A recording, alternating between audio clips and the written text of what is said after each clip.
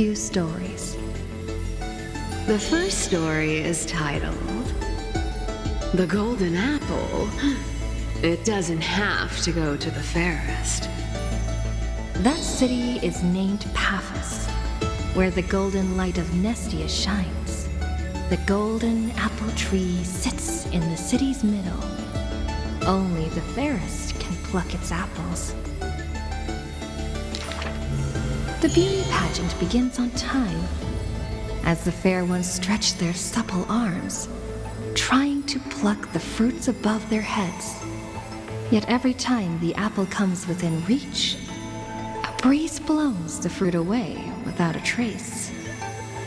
The audience in displeasure disbands, with only one girl left standing there, her features bland. Yet to her surprise she finds her arms full of golden fruits, a harvest grand. The second story is titled Trying to Argue?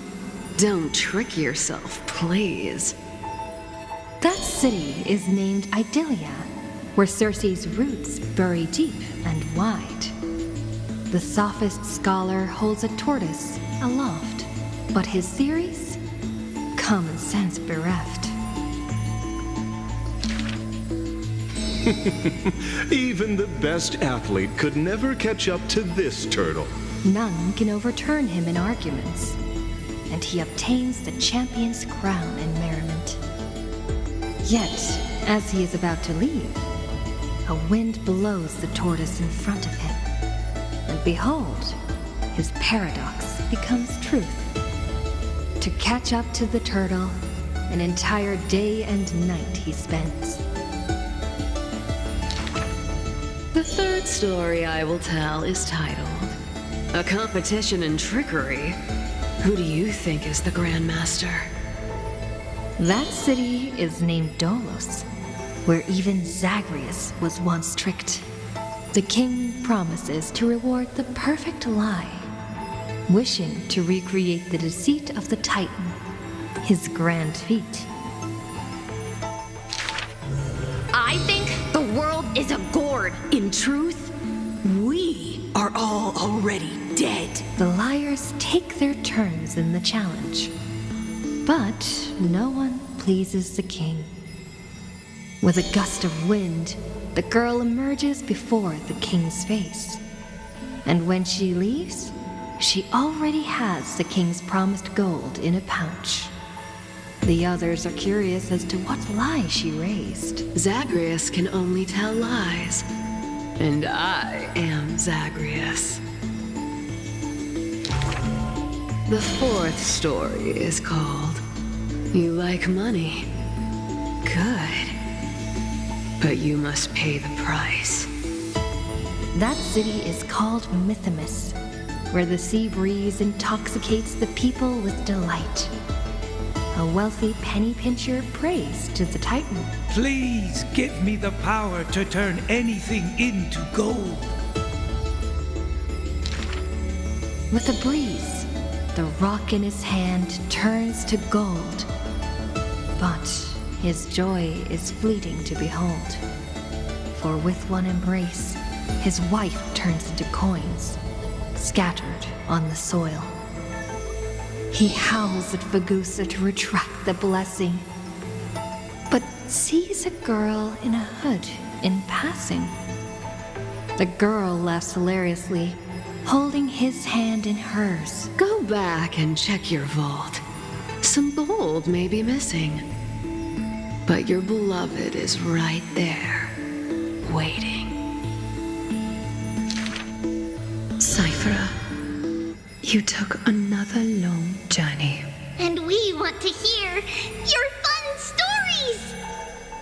The girl with the hood dangles her feet in the bath, as 2 coins dance and fly between her fingers. Basically, I visited 4 places, tricked them to my heart's content, and came back fully rewarded. The girl pauses her words and looks out the window. as the light above the Titan's shoulder casts her right cheek aglow.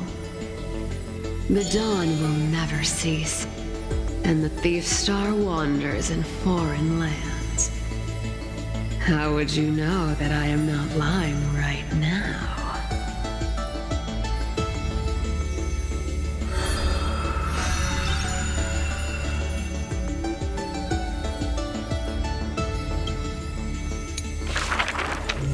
In Dolos' suburbs, in a tiny weaving workshop, the silk-weaving old woman busies herself within, as her smart child wanders outside on a whim.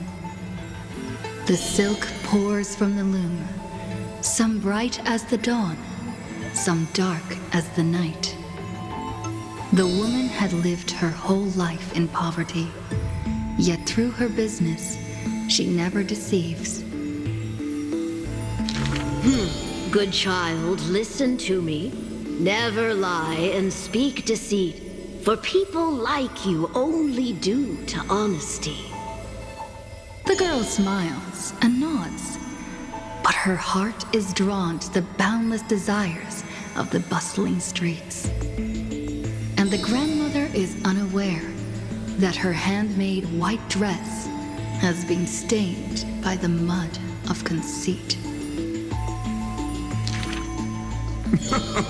Madam, what is a bundle of white silk's price? Sir, only 2,000 balance coins. An honest price tag can only meager profit obtain.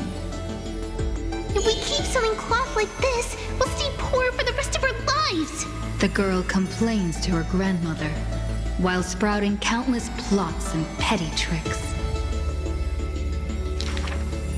The woman smiles and does not reply, only weaving with night-shaded silk a suave hooded robe for her little spark. Why don't you take some of our goods and go into the city tomorrow to try out those pranks? The mesmerizing moneyed charm of Dolos City turns minds and tongues into a whirlwind of confusion. Even the girl who prided herself on sharp ears and a clever tongue could not contend with the myriad shifting face before her. She returns penniless and furiously seethes. I vow to the god of thieves that I will eventually empty those people's pockets. Smiling, her grandmother stops her silk work and offers some dinner with humble dish. Silly child, don't let Titans hear such vows and promises. Yet, when the moon rises, a magnificent pin graces the old lady's pale locks. The girl smiles at the old woman, now stunned in shock. I actually did return with some catch. The brilliance adorning her white hair drew all eyes, and its proud original owner arrived to stake their claim. The bet that the girl won with a brilliant trick is described as a thief's loot through lying schemes. The old woman in her panic shouldered the blame, confirming a sin that was but a fabrication. By Dolos' laws, we must also execute all her family! To protect the girl, the old woman reveals the final secret unseen. She's not my family, but just an orphan picked from the street on a whim. People thought this to be a lie, but the girl knows that her grandmother cannot deceive, just like how she always glossed over questions about parents and kin. Your parents went to a city-state far away. The girl never bothered to unravel the threadbare lie. Stop! Stop right there, you thief! Run! Run as fast as you can! Cifera! The lies overthrow the shop and tear apart the good woman's good name, leaving the girl with guilt and grief. The hearth of her home was a lie, doused by another conceit. But if her sleight of hand had better skill, would it have made that fire burn forever, pulls down the hood and sinks into the starless dark. I vow to the god of thieves. And from that day, she never left empty-handed, her words woven with deceit. However, back then, the girl did not realize that the people did not covet one simple pin, but the golden blood flowing beneath her skin.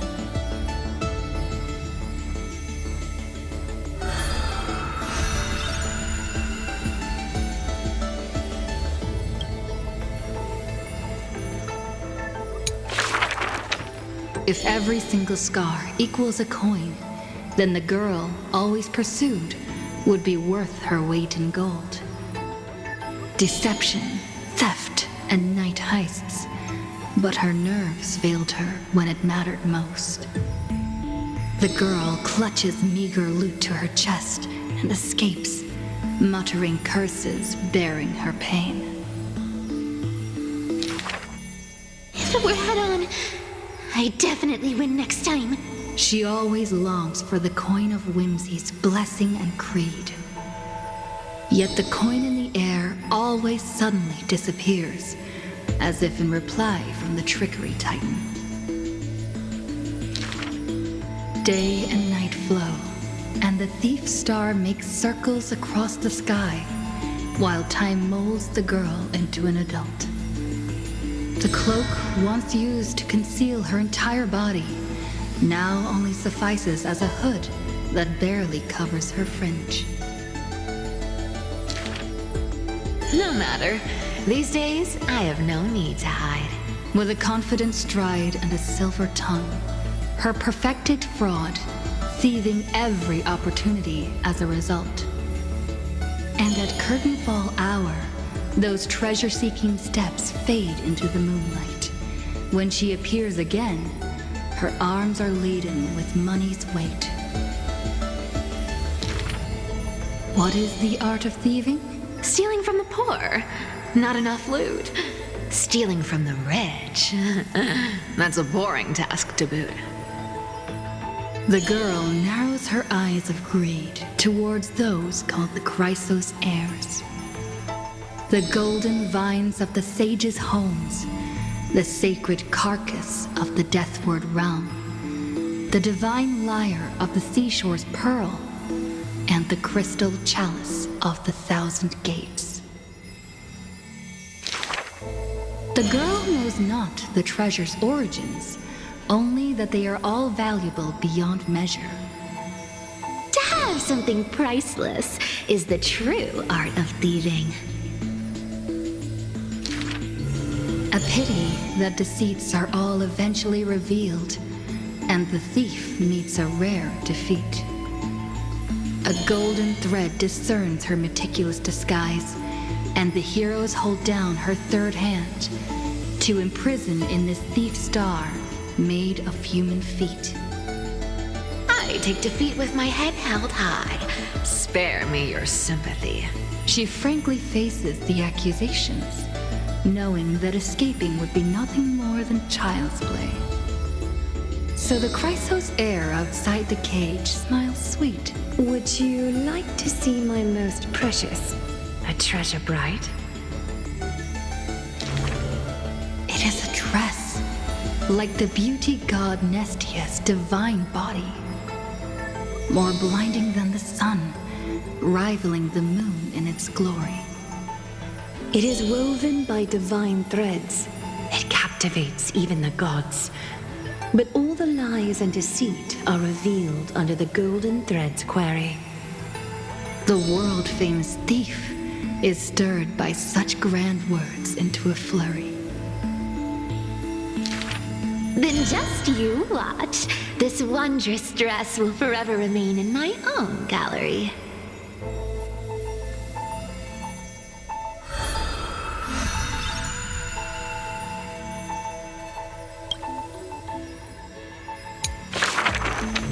This is an age of ruin. The Chrysos War ignites once more, while Zagreus' taunts ripple through the city streets. This is also an age of splendor. 300 thieves spring forth from Dolos, each scheming to conceal the truth from prying eyes, robbing the rich to give succor to the poor. Every one of them deceives gods and men alike, righteous and valiant. The fling chase journey has been cut short midway. Yet the girl pounds her chest at the gold weaver, not afraid. The core flame of trickery is near. If now isn't the time to risk it all, then when? The prophecy reveals the Titan's trail. Golden threads bind the fleeing god of thieves.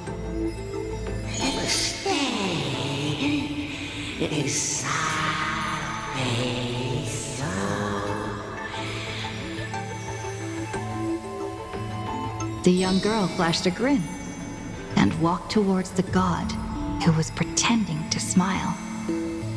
I once vowed to the god of thieves that I would force trickery to reap what they have sown.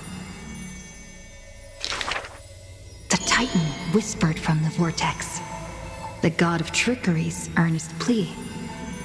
They made a promise to the girl who entered the trial, that the whole world would be bathed in light.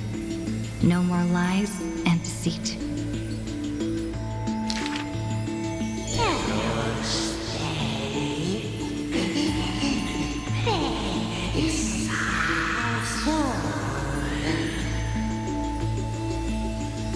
The young girl recalled the hearth fire of her childhood. Cifera, only honesty is well liked. She pursed her lips. That does sound like quite the ideal society. Of course I didn't accept. How boring would a world without deception be? The young girl demonstrated her newly acquired divine power, molding lies into reality. The defeated Titan is now not but a wandering soul. But somewhere far away, a purple spirit thief opened bleary eyes. They had forgotten their previous life as a Titan and remembered only the girl's crafty message.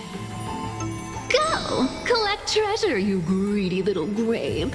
Once you regain the memories of trickery from chests, then I will claim the reward for saving your life.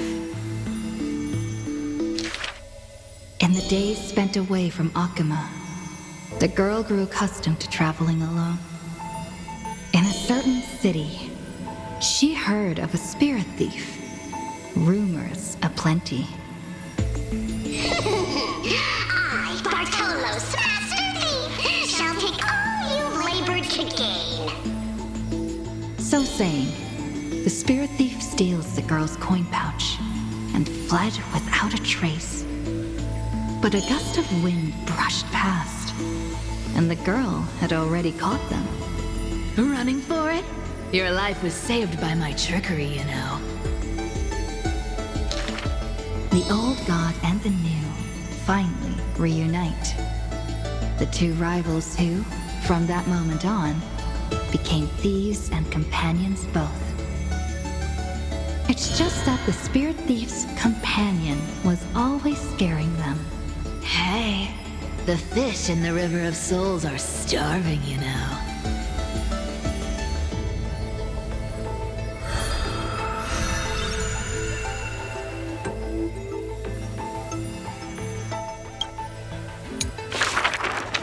A thief reveals a few lies.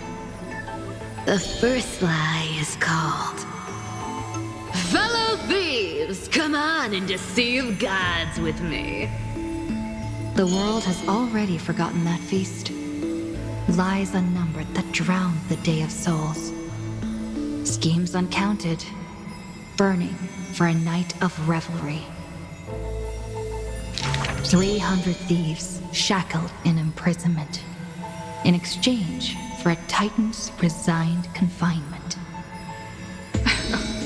To have managed to trick the Grand Master of all tricks. I can die happy now.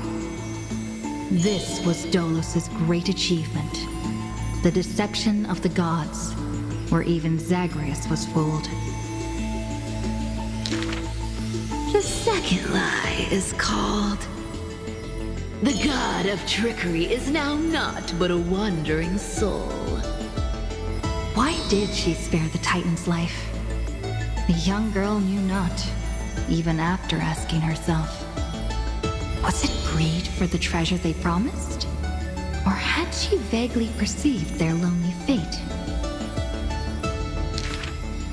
It's because you're every bit as despicable as I am. It's such a relief not having to deal with the noble.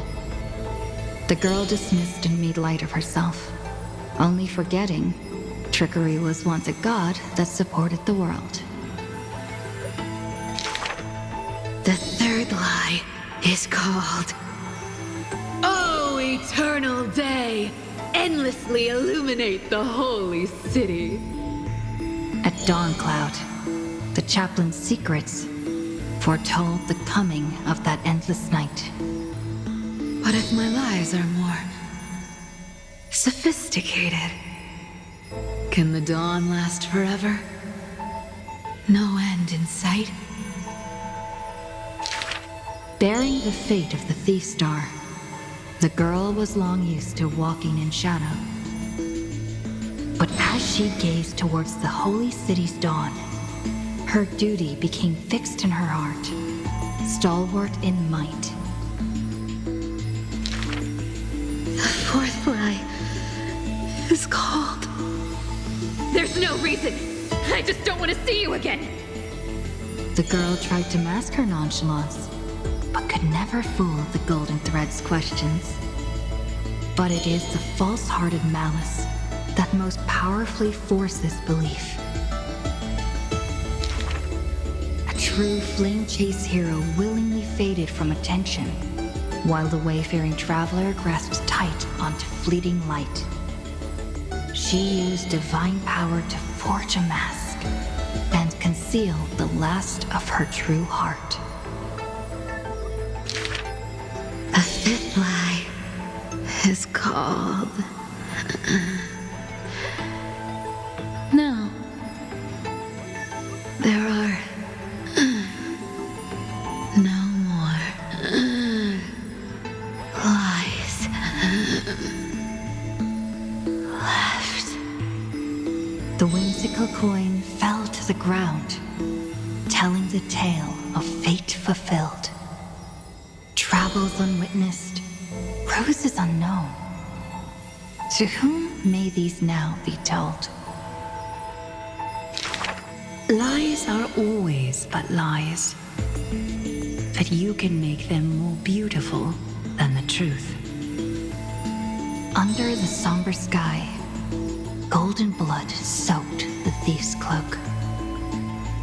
Like a golden thread tailored just for her, an exquisite robe that she never stole.